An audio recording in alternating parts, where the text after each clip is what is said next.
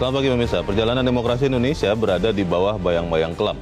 Keresahan ini didiskusikan Ketua MPR RI Bambang Susatyo bersama dengan sejumlah tokoh bangsa. Semuanya mengkhawatirkan masa depan demokrasi Indonesia dan sepakat melibatkan aspirasi publik serta melakukan evaluasi menyeluruh. Hal ini bertujuan agar kembali kepada tujuan dan semangat para pendiri bangsa, yaitu semangat persatuan dan nasionalisme demi Indonesia adil dan makmur. Pemirsa, inilah editorial Media Indonesia di seri ini Kamis 6 Juni 2024 dengan tema Libatkan Rakyat di Isu Amandemen Konstitusi bersama saya Luna Samosir, dan Anda semua para pemirsa juga bisa ikut menyatakan pendapat Anda nanti dengan menelepon nomor telepon 021 583 99 100. Dan pemirsa, pagi ini telah hadir bersama saya anggota Dewan Redaksi Media Group Arief Suditomo. Mas Arief, selamat pagi. Pagi Leo. Sehat-sehat Mas? Alhamdulillah. Kelihatannya semangat sekali, ingin melakukan perubahan, ingin mengamandemen. Sepanjang bermanfaat buat publik ya. Sepanjang bermanfaat untuk publik. Tapi kita langsung ke editorial.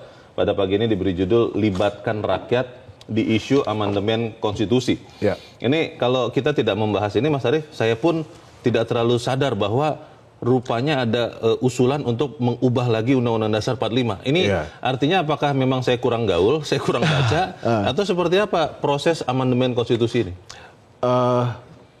Prosesnya memang agak pelik ya, karena harus diajukan pertama-tama oleh sepertiga dari anggota MPR dan masih banyak syarat-syaratnya yang lain. Tetapi yang paling penting untuk kita jaga sekarang adalah bahwa agenda amandemen konstitusi ini merupakan sebuah agenda yang harus ujung-ujungnya bermanfaat buat kehidupan rakyat.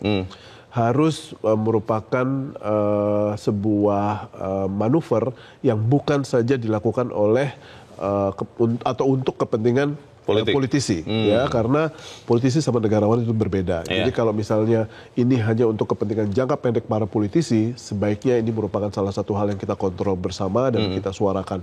Karena 2024 itu kan merupakan sebuah periode atau pemilu yang memiliki bukan saja trauma politik, tetapi juga banyak catatan kelamnya, dari mulai pelanggaran etika sampai penyalahgunaan kewenangan kekuasaan, dan juga pada akhirnya juga memberikan standar baru yang tidak boleh terreplikasi nanti di 2029. Dan ini bahaya sekali kalau misalnya nanti ujung-ujungnya kualitas demokrasi kita terkikis. Nah, ini yang harus kita cermati. Kalau kita tujuannya untuk meningkatkan kualitas demokrasi, kenapa tidak? Karena kan konstitusi bukan kitab suci. Tetapi kalau ini hanya dilakukan hanya untuk kepentingan jangka pendek, kepentingan para politisi semata, bukan diinisiasi oleh para negarawan yang memiliki visi jangka panjang buat Indonesia, ini merupakan salah satu hal yang harus kita koreksi. Salah satu yang banyak dipertanyakan orang yang mendengar rencana ini, Mas Arief, adalah wah, ini kelihatannya nanti pemilu akan diarahkan untuk kita tidak memilih lagi langsung, katanya. Ini artinya hak demokrasi kita akan tercerabut. Apa benar begitu? Kita akan bahas itu Mas Arief, dan pemirsa, inilah editorial Media Indonesia untuk hari ini Kamis 6 Juni 2024. Libatkan rakyat di isu amandemen konstitusi.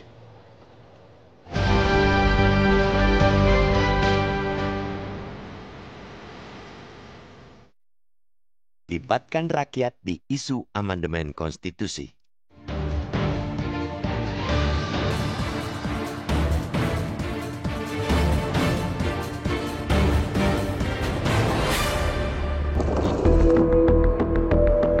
Perjalanan demokrasi Indonesia berada di bawah bayang-bayang kelam. Wajahnya pun kian merapuh akibat lelah berlari di lintasan demokrasi angka-angka, bukan demokrasi yang substansial. Arenanya pun bersalin ke pertarungan menang kalah. The winner takes all. Pemenang mengambil semua, pihak yang kalah dipaksa meratapi nasib. Kenduri rakyat setiap 5 tahunan bukan lagi ajang untuk beradu ide, bersaing konsep, dan bertukar gagasan dalam menghadirkan kebaikan bersama. Semuanya kini terasa begitu prosedural. Yang penting ada pemilu dan pilkada, tapi bagaimana partisipasi masyarakat dan memastikan keadilan dalam setiap prosesnya malah diletakkan di urutan paling buncit. Keresahan akan masa depan demokrasi yang suram itu coba didiskusikan oleh Ketua Majelis Permusyawaratan Rakyat atau MPR Bambang Susatyo dengan sejumlah tokoh bangsa. Bamsud demikian ia karib disapa, telah menemui Presiden ke-6 RI Susilo Bambang Yudhoyono atau SBY terkait dengan hal tersebut. Safari politik itu kemudian berlanjut ke Nasdem Tower untuk menemui Ketua Umum Partai Nasdem Surya Paloh. Telah terjadi resonansi, kesamaan frekuensi pemikiran di antara para tokoh bangsa tentang buruknya demokrasi di tanah air. Ketika bertemu dengan SBY, semua pihak mengkhawatirkan masa depan demokrasi yang terjebak dengan demokrasi angka-angka, demokrasi yang lari dari substansial, sehingga Indonesia terjebak pada demokrasi transaksional yang begitu mahal. Surya juga mengindikasikan hal serupa, bahkan lebih jauh lagi dengan mensyaratkan pelibatan aspirasi publik serta evaluasi sebelum melakukan amandemen konstitusi. Bagi Surya, persoalan genting ini tidak bisa hanya menjadi wacana di tataran elit.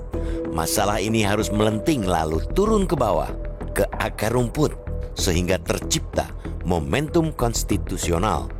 Momentum itu akan tercipta manakala rakyat dari hati dan pikiran mengamini akan kondisi pemburukan demokrasi. Mereka sendirilah yang nantinya bergerak serentak meminta MPR mengamandemen konstitusi tanpa perlu dikomando. Tentunya amandemen Undang-Undang Dasar 1945 yang dimaksud tidak semata-mata untuk menempatkan pokok-pokok haluan negara atau PPHN. Amandemen itu harus memberikan pengaruh terhadap kehidupan kebangsaan yang lebih baik dan proses demokrasi yang semakin substansial.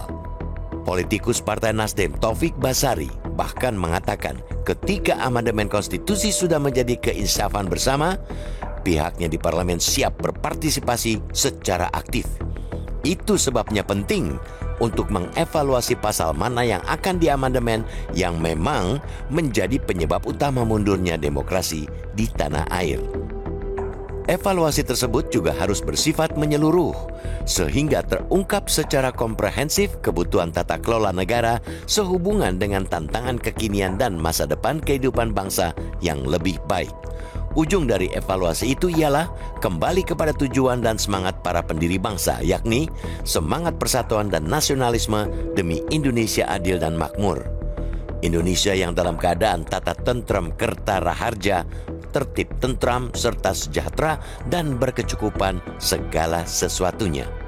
Ini memang bukan tugas ringan, malah justru cenderung berat mengingat amandemen Undang-Undang Dasar 1945 yang sudah dilakukan sebanyak 4 kali telah membuat negeri ini seolah kehilangan arah atau mengalami disorientasi sebagai bangsa.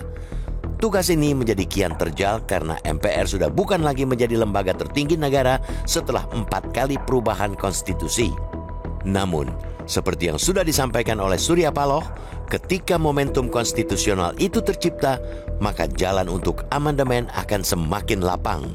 Jalan itu menjadi terbuka lebar karena rakyat sendirilah yang berkehendak, bukan sekadar aspirasi para elit. Dan kehendak itu akan lahir ketika ada upaya aktif penyadaran masyarakat akan gejala politik Indonesia kontemporer. Kita mendorong MPR untuk melanjutkan pekerjaan baik yang sudah mereka inisiasi. Kini kita nantikan upaya MPR selanjutnya dalam mengevaluasi pasal-pasal di Undang-Undang Dasar 1945 dan mengajak masyarakat untuk terlibat aktif dalam mengevaluasi urgensi amandemen konstitusi.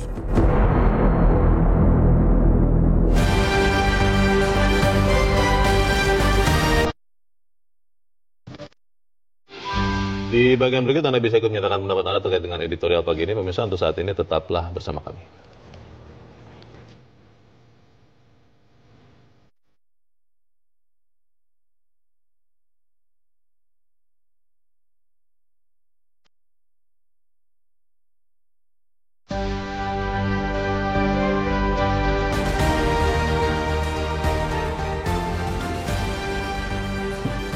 Terima kasih pemirsa, Anda masih bersama kami di Editorial Media Indonesia. Dan sebelum kita lanjutkan diskusi kita, Mas Arief, kita mau bertanya juga. Saat ini kita sudah tersambung lewat saluran telepon dengan anggota Komisi 3 DPR RI dari fraksi Nasdem, Taufik Basari. Mas Tobas, selamat pagi.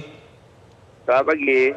Ya, Mas Tobas, kita mendengar ada rencana untuk mengamandemen konstitusi. Dan tadi sudah kita beritakan juga, Pak Bambang Susatyo, Ketua MPR, mengatakan berharap ini akan dilanjutkan oleh MPR periode berikut karena MPR periode sekarang sudah kurang waktu.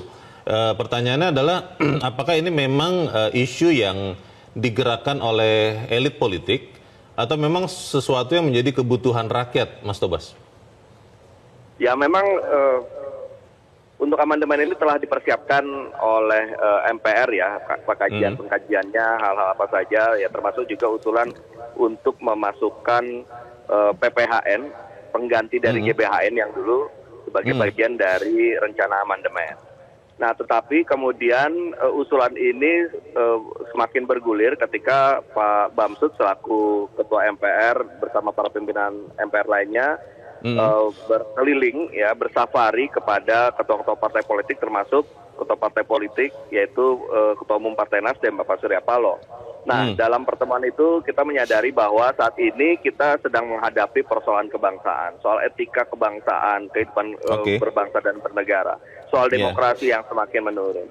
Nah, karena itulah maka ketika memang kita ingin melakukan amandemen, maka amandemennya tidak dilakukan hanya secara terbatas saja, hanya untuk menampung PPHN saja, ya, tetapi kita bisa lakukan evaluasi secara menyeluruh terhadap implementasi Undang-Undang Dasar selama ini, dan kemudian kita lihat apa saja yang kita butuhkan untuk kita apakah kita membutuhkan amandemen, ya. Ketika membutuhkan amandemen terhadap hal-hal apa saja. Nah, kemudian apa rumusan yang harus kita lakukan? Nah, tapi karena ini adalah menyangkut pada persoalan yang paling mendasar yaitu konstitusi, maka tidak bisa wacana ini hanya wacana para elit, ya. Kita harus membumikan wacana kebutuhan, apakah ada kebutuhan amandemen ini sampai ke akar rumput, sampai ke seluruh kampus-kampus, sampai ke warung kopi, sampai ke diskusi podcast-podcast, agar semua orang membicarakan kita mau dibawa kemana bangsa kita ini. Dan apakah salah satu hal yang bisa kita lakukan untuk mencari jalan keluar adalah melakukan amandemen? Nah, itu harus melibatkan masyarakat luas. Nah, inilah yang kita sebut sebagai kita sedang mencari momentum konstitusionalnya. Ya, kalau kita lihat amandemen yang lalu, itu kan ada momentum konstitusional reformasi. Nah, sekarang kita lihat dulu apakah memang ada kebutuhan yang berangkat dari bawah ya untuk melakukan amandemen ini, dan kita lakukan nanti dengan semangat kebersamaan seluruh rakyat Indonesia yang memang menginginkan hal tersebut. Berarti masih lama dong ya ini proses amandemen ini, Mas Tobas? Ya memang agak sulit kalau kita kemudian kejar di periode ini. Ya tentunya secara realistis pasti baru akan bisa dilaksanakan di periode mendatang. Tetapi sosialisasi bisa segera dilakukan sekarang. Ya. Dan sosialisasi itu wajib. Jangan sampai tiba-tiba muncul amandemen tanpa ada keterlibatan publik, ya, tanpa masyarakat mengetahui. Nah, jadi memang ini harus jadi pembicaraan dulu lah. Kita lihat nanti respon masyarakat seperti apa. Ya. Nah, itulah yang kita harapkan sebenarnya. Jadi ini adalah kerja bersama seluruh rakyat Indonesia, keinginan bersama, keprihatinan bersama, dan pencarian upaya solusi bersama-sama seluruh masyarakat. Oke, Mas Tobas, ini pertanyaan terakhir, tapi memang ini yang banyak juga ditanyakan orang yang sudah mendengar isu amandemen konstitusi ini. Apakah kemudian amandemen Undang-Undang Dasar yang kalau jadi berarti akan amandemen kelima ini tujuannya untuk mengubah sistem pemilu? Ada yang mengatakan, wah ini kelihatannya pemilu langsung, baik untuk presiden, legislatif, atau beberapa tingkatan yang lain, akan diubah menjadi lewat perwakilan, lewat MPR. Benar apa tidak itu ikut dibahas, Mas Tobas? Begini, kalau menurut saya itu terlalu melompat ya. Itu adalah ujungnya nanti kita mau rumusannya seperti apa. Nah, tapi kan maka dari itu ya kita dari Partai Nasdem menginginkan agar evaluasi dulu. Dari evaluasi kita bisa tahu kebutuhannya apa. Rumusannya seperti apa, apakah memang bentuk pemilunya ataukah hal-hal lain. Nah, itu yang kita harapkan. Jadi tidak kemudian kita melompat ya tanpa ada evaluasi. Evaluasi menjadi penting ya bagi kita untuk menyadari apa yang menjadi masalah, apa kebutuhan dan apa solusinya. Oke, kita harap memang benar-benar bahwa amandemen konstitusi ini kalau memang dilaksanakan akan benar-benar melibatkan atau menyertakan sebanyak mungkin rakyat Indonesia. Terima kasih. Anggota Komisi 3 DPR RI dari fraksi Partai Nasdem, Taufik Basari, sudah mencerahkan kami. Selamat pagi, Mas Tobas.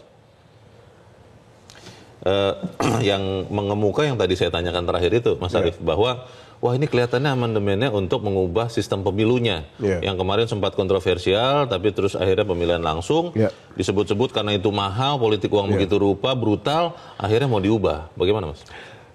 Salah satu hal yang pada akhirnya harus kita jadikan pertimbangan adalah beberapa checklist ya. Karena Undang-Undang Dasar ini kan bukan suatu hal yang dengan mudah bisa kita lakukan. Memang Undang-Undang Dasar bukan kitab suci, tetapi kita harus jadikan itu sebagai panduan berbangsa. Jadi checklistnya juga harus panjang. Kalau misalnya pertama, apakah itu akan meningkatkan kualitas demokrasi? Itu harus kita jawab bareng-bareng.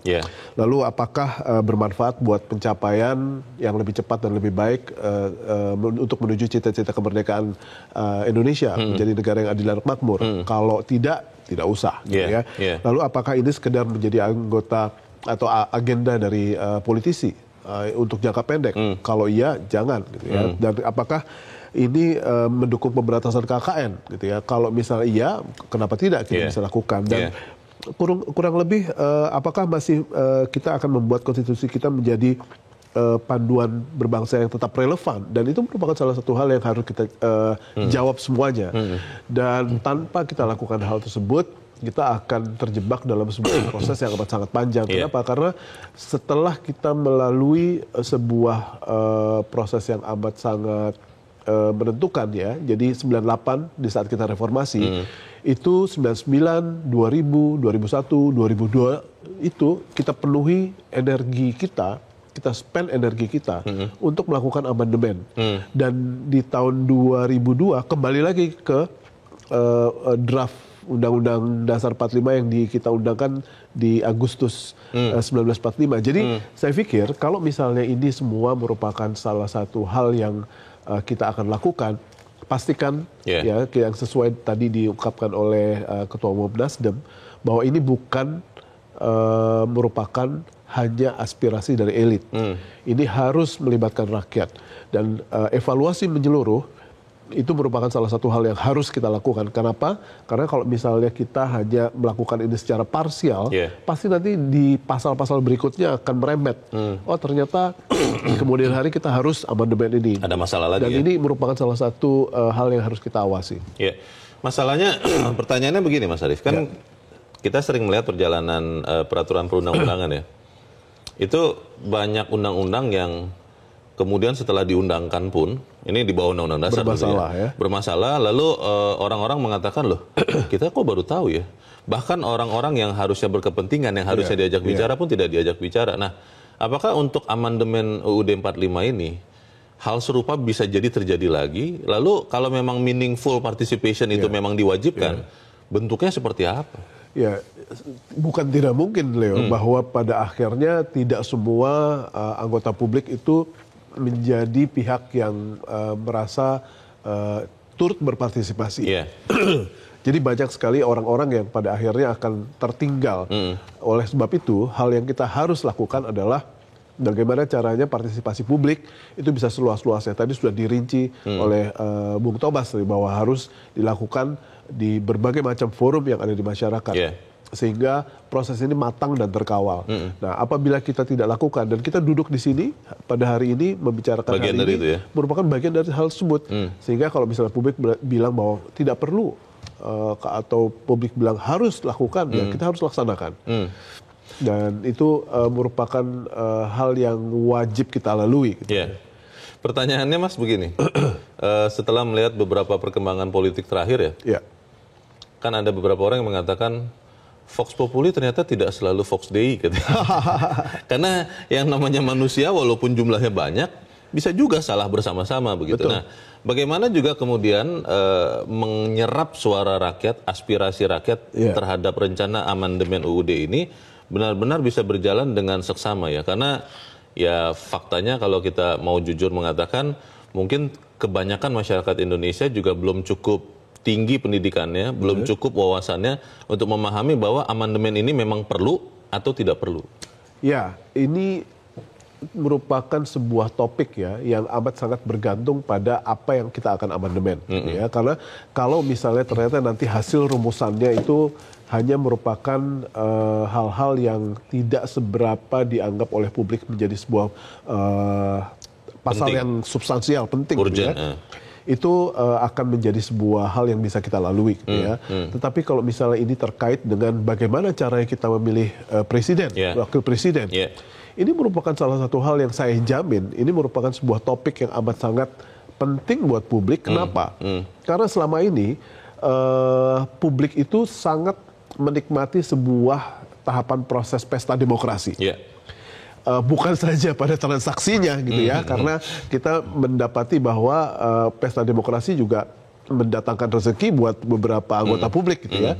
Tetapi juga bagaimana euforia, bagaimana kita mendapatkan pendidikan politik sebelum dan sesudah pesta demokrasi tersebut, itu merupakan salah satu hal yang pada intinya kita lalui dengan ada yang sukacita, ada yang tadinya memiliki berbagai macam sentimen negatif, terus akhirnya mengupgrade dirinya sendiri untuk bisa memahami sebagai anggota publik yang paham demokrasi. Jadi lebih dewasa ya. Jadi lebih dewasa secara politik. Dan ini merupakan salah satu tahapan untuk kita naik kelas dalam berdemokrasi. Nah, apabila ini diambil alih lewat MPR, ini kan merupakan salah satu hal yang sangat berbeda. Dan ini merupakan salah satu hal yang harus kita tanyakan dulu kepada publik. Karena yang sering disebut-sebut adalah sila keempat Pancasila, Mas Arief. Dalam majelis permusyawaratan perwakilan. Kalau kita sekarang pemilihan langsung katanya, itu tidak memenuhi sila keempat Pancasila. Tapi kita harus jeda dulu, Mas Arief. Dan bisa tetaplah bersama kami. Editorial Media Indonesia segera kembali.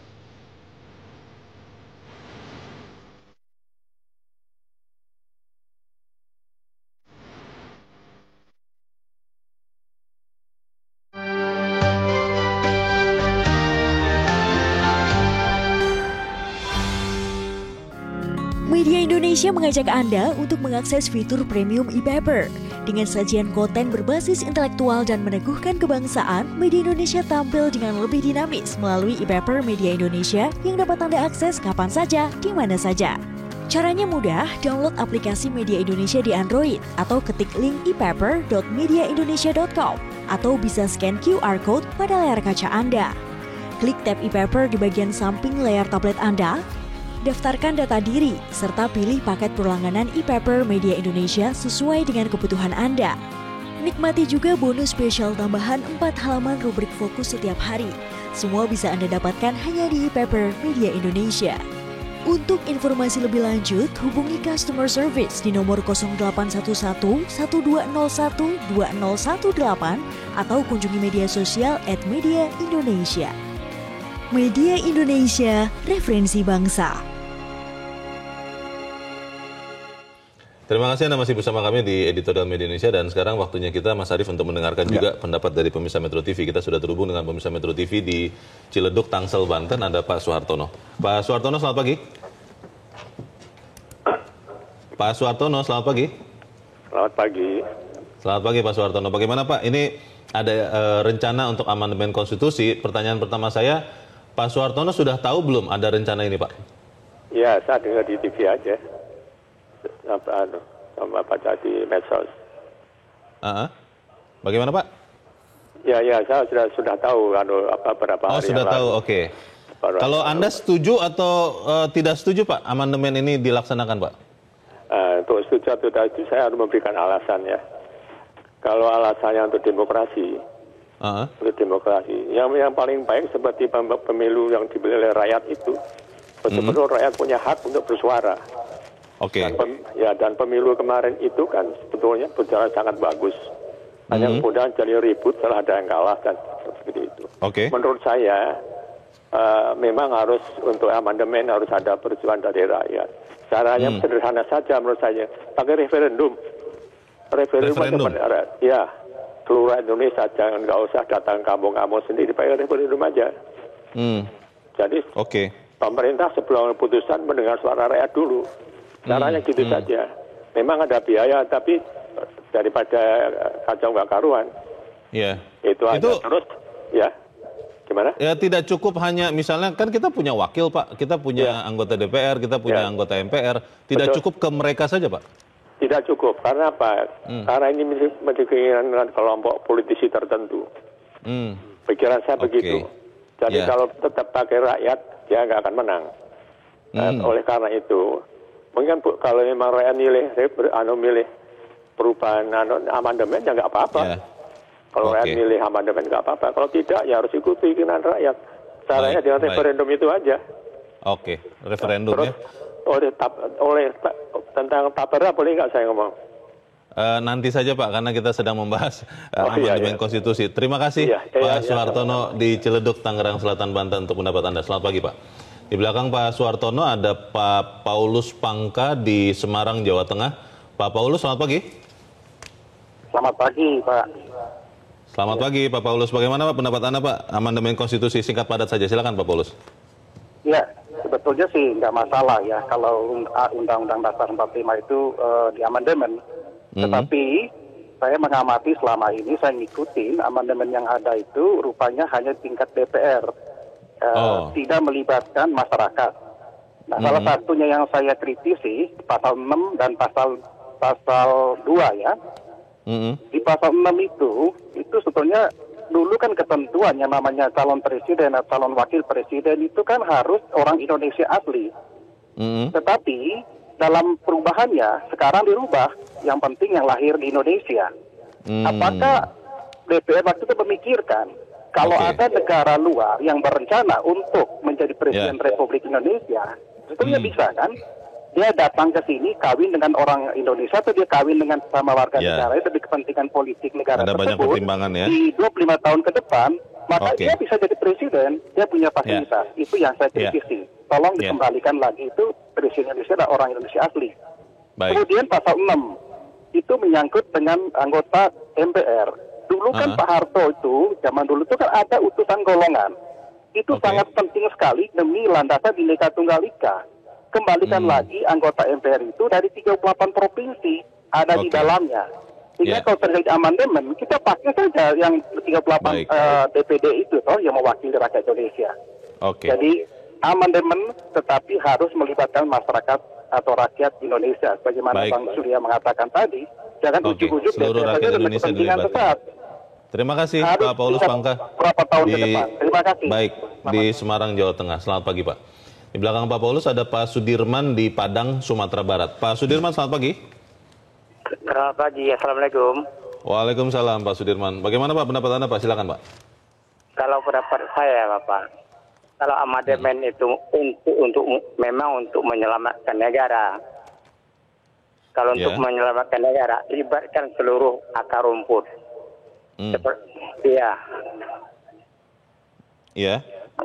Libatkan seluruh akar rumput seluruh Republik ini dari Sabang sampai Merauke. Iya. Iya, Pak. Iya. Itu yang pertama. Terus yang kedua, susunlah undang-undang tadi sesuai dengan apa yang dicita-citakan oleh penyusun undang-undang di Republik ini, yang panitia yang 9 itu.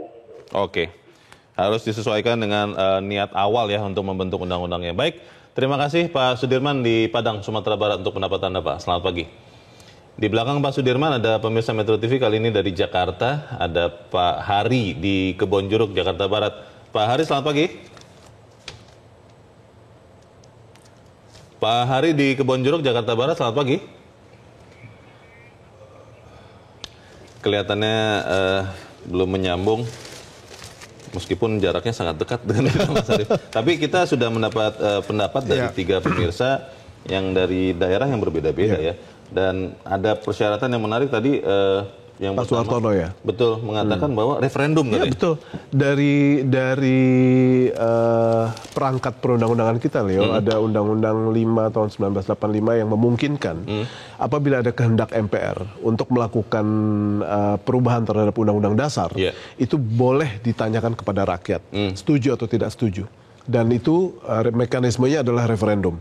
Sehingga ini merupakan sebuah langkah yang memang ada ongkosnya gitu ya. Tetapi apabila ini sampai terjadi, saya yakin ini merupakan sebuah mekanisme yang kita tidak akan ragukan hasilnya. Karena ini melibatkan seluruh rakyat untuk pada akhirnya memilih setuju atau tidak setuju. Itu referendum mungkin karena banyak yang belum tahu ya. Mekanismenya itu seperti apa? Seperti pemilu kita datang ke TPS juga begitu? Betul, karena bebas prinsip Bluebear juga menjadi salah satu hal yang kita kemukakan di sana. Jadi pendapat kita seperti apa, setuju atau tidak setuju, tidak perlu orang tahu begitu ya? Betul. Tapi kita harus memberikan suara kita. Iya, betul. Kalau kita melihat tadi ada pemirsa mengatakan kalau memang ada beberapa hal yang diamandemen ya. Tadi Pak Paulus yang mengatakan ya Mas Arief ya, terkait dengan syarat calon presiden katanya. Indonesia asli atau yang lahir di Indonesia. Ini kan saya berpikir begini, ketika amandemen Undang-Undang Dasar 45 kalau ini jadi dilakukan, banyak sekali kepentingan orang kan. Betul. Dan itu mungkin juga kepentingan satu sama lain akan saling berbeda. Saya dan Mas Arief mungkin jangan-jangan prioritasnya kita, beda ya. Nah itu dia, bertabrakan. Yang mana yang mau kemudian diprioritaskan oleh MPR kalau memang benar amandemen itu dilakukan? Ini pertanyaan yang it's a $1 billion question gitu ya. Jadi kalau misalnya sekarang kita akan melakukan referendum, itu tadi yang tadi kita dengar dari Bung Tobas ya, bahwa salah satu hal yang mutlak harus kita lakukan adalah melakukan evaluasi. Dan proses evaluasi ini seharusnya sudah menjawab seluruh checklist yang kita miliki untuk mendapati bahwa proses amandemen ini adalah proses amandemen yang bermanfaat. Karena apabila kita tidak pernah melalui proses evaluasi tersebut untuk memilah-milah, menentukan prioritas kita, kita akan mendapati sebuah proses yang amat sangat berbahaya ya. Karena Undang-Undang Dasar itu kan panduan kita berbangsa. Jadi yang pertama adalah kita melakukan assessment dulu terhadap apa yang perlu kita lakukan. Kalau ternyata tidak ada sama sekali, ya tidak usah. Tapi kalau misalnya memang ada sebuah substansi yang amat sangat penting untuk kita rubah, untuk kita hadirkan sebuah amandemen, ya itu kita perjuangkan. Tetapi kalau itu tidak melibatkan rakyat, kita tidak sosialisasikan sebelumnya, jangan sampai ada pihak yang ketinggalan. Itu merupakan salah satu hal yang harus kita lakukan. Kita kembali lagi ke pertanyaan sebelum jeda tadi, Mas Arief. Banyak orang yang mengira bahwa amandemen undang-undang ini tujuan akhirnya adalah yang tadi mengubah sistem pemilu yang kemarin langsung sampai tahun ini juga kita lakukan langsung, disebut-sebut karena melibatkan politik uang begitu rupa, disebut-sebut ada orang yang sampai keluar uang 25 miliar untuk menjadi anggota DPR, bahkan tidak terpilih juga katanya. Nah kemudian dengan alasan itu dikatakan bahwa pemilu langsung itu tidak baik, lebih mudah untuk perwakilan karena itu juga sesuai dengan sila keempat Pancasila. Permusyawaratan perwakilan. Nah kalau ini ternyata amandemennya tujuan akhirnya itu, bagaimana Mas?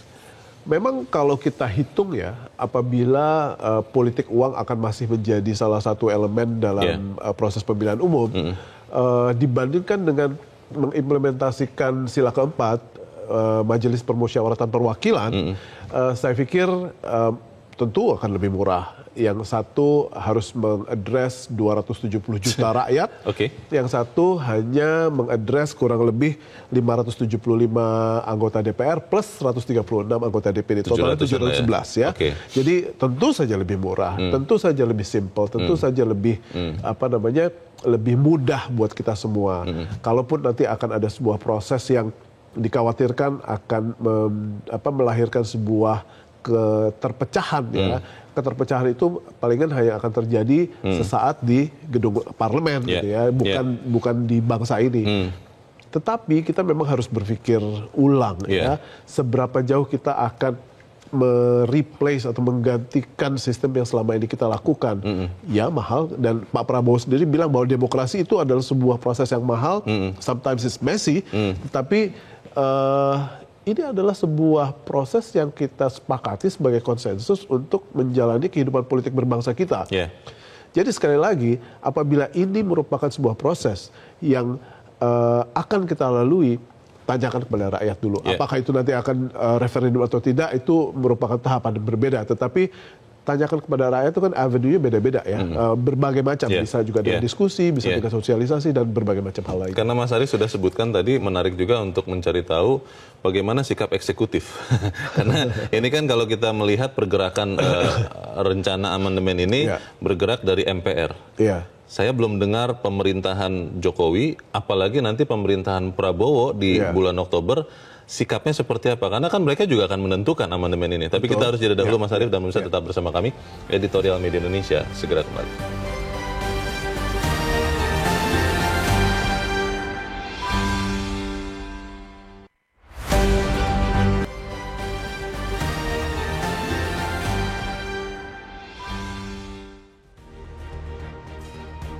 Terima kasih Anda masih bersama kami. Kita di bagian akhir dari diskusi kita pagi ini. Mas Arief, kita kan menuju transisi pemerintahan juga, dan amandemen konstitusi pasti melibatkan eksekutif. Kira-kira seperti apa itu, Mas? Salah satu elemen yang harus kita kalkulasikan ya, Leo. Saya tidak bisa mewakili pemerintah dalam hal ini, tapi ada satu elemen yang harus kita kalkulasikan, bahwa orang-orang di pemerintahan itu bukan semuanya profesional, tapi orang politisi juga. Dan kepentingannya juga pasti akan merupakan sebuah kenyataan yang akan terrefleksi dalam sikap-sikap mereka nanti dalam menghadapi pasal-pasal atau prioritas-prioritas atau topik-topik yang akan kita amandemen. Jadi itulah pentingnya kita ada di sini mendiskusikan apa yang pada akhirnya akan dilaksanakan oleh orang-orang yang akan terlibat dalam proses amandemen, untuk melihat seberapa jauh manuver-manuver mereka itu bermanfaat buat publik, bermanfaat buat cita-cita kemerdekaan, dan bermanfaat buat checklist-checklist tadi. Ya, jadi ini merupakan sebuah upaya yang berlanjut, yang perlu pengawasan kita agar siapapun itu, dari eksekutif atau dari legislatif, itu melaksanakan hal-hal yang pada akhirnya kita bisa anggap sebagai investasi jangka panjang berbangsa. Kita memang paham bahwa undang-undang yang efektif adalah yang selalu berubah mengikuti perkembangan zaman. Betul. Tapi tadi Mas Arief sudah berkali-kali mengatakan undang-undang dasar itu memang sebaiknya tidak terlalu mudah diubah. Betul. Pertanyaannya adalah melihat sekian undang-undang yang sudah ditelurkan, diuji materi, gugur, diubah lagi menjadi perpu, macam-macam yang terjadi.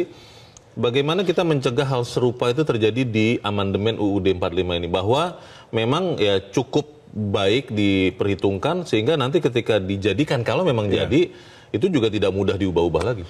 Ya, intinya adalah bagaimana sekarang kita sama-sama menjaga integritas dari para pelaku ya. Karena sekarang gini, kalau kita lihat apakah kita sudah punya aparat untuk mengamankan itu semua, kita sudah punya gitu ya.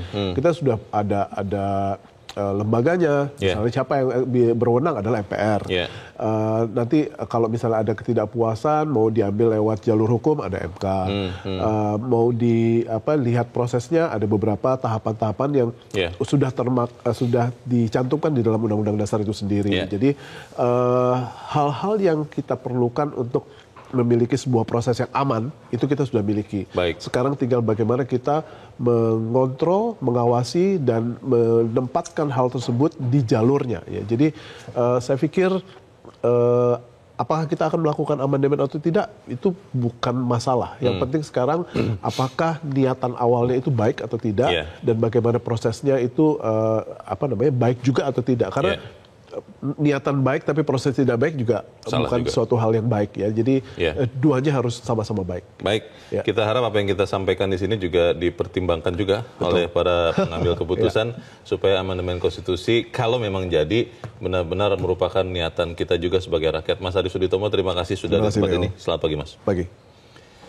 Pemirsa, memang bukan tugas ringan, namun seperti yang disampaikan Surya Paloh, ketika momentum konstitusional itu tercipta, maka jalan untuk amandemen akan semakin lapang. Kita mendorong MPR untuk melanjutkan pekerjaan baik yang sudah mereka mulai. Kini kita nantikan upaya MPR selanjutnya dalam mengevaluasi pasal-pasal Undang-Undang Dasar 1945, dan kita mengajak masyarakat untuk terlibat aktif mengevaluasi urgensi amandemen konstitusi. Saya Luna Samusi, terima kasih Anda sudah menyimak editorial Media Indonesia untuk pagi ini. Terus jaga kesehatan Anda, terus jaga nurani Anda. Selamat pagi, sampai jumpa.